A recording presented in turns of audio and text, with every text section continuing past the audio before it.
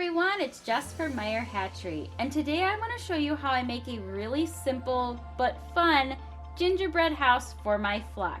Let's get started.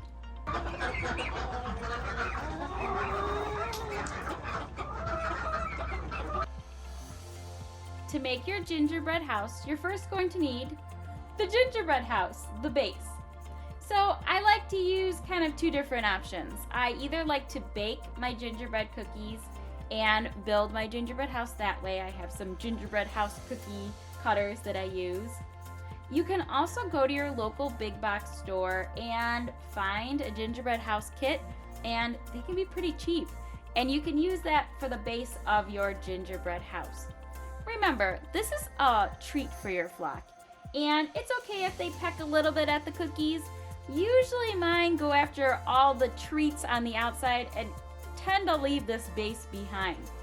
I also make sure when I'm offering them the gingerbread house that after they're done really attacking the gingerbread house, you know how chickens are. They can attack their treats.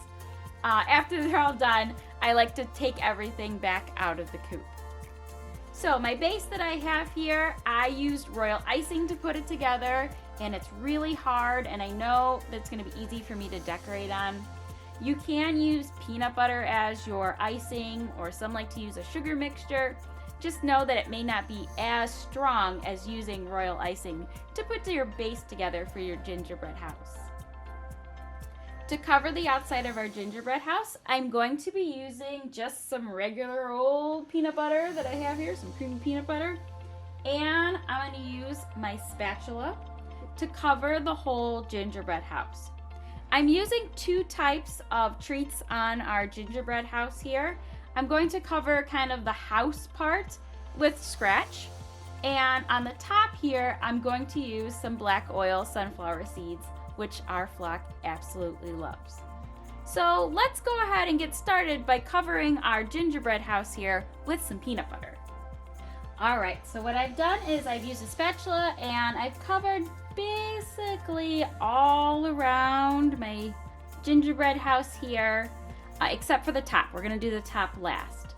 So here's the fun part. You can get really creative. So you can use some fruit pieces. So I've got some raisins here. Maybe I'll make a little door for our gingerbread house here, like so. For the sides, I'm just going to push my scratch into the peanut butter here. And I like to use the cookie tray underneath to kind of collect everything as I'm working my way all the way around. Alright, so here's what our gingerbread house looks like with all the peanut butter and the wonderful seeds and fruits that my flock loves. I made sure to cover as much as I possibly could of our little house here. And I may even take some peanut butter and put some extra seeds down at the bottom here before I take this out to my flock to have them enjoy it.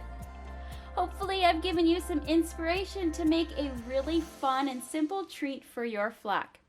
As I mentioned, I'm going to let my flock enjoy this until pretty much all the peanut butter and seeds are out. So maybe just a couple hours.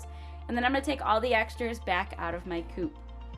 If you have any questions, be sure to leave those in the comments below. If you make your own seed gingerbread house, we want to see it. Be sure to tag us on social media. Happy holidays, everybody!